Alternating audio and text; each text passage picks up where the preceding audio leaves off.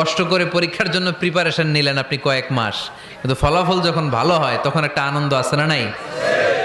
সারাদিন রোজা রাখলেন রমজানে, কি কষ্ট, তৃষ্ণায় গলা ফেটে যায়, কিন্তু ইফতারির সময় যখন রুহাবজা শরবতটা খাই কেমন লাগে? একটা আনন্দ আছে না নাই?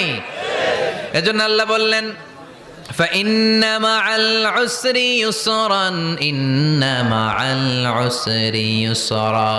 ও নবী, কষ্টের দিন মক্কায় অল্প কিছু দিন, মদিনাতে আনন্দের দিন অপেক্ষা করছে। আমাদের জীবনে যদি দুঃখ কষ্ট আসে আমরা ধৈর্য ধরবো, তাওয়াক্কুল করবো একজনের উপর, তিনি কে? কারণ আমরা বিশ্বাস করি কষ্টের দিন এটা চিরকালের জন্য নয়, সামনে আনন্দের দিন আমাদের জন্য সেট করে রেখেছে কে?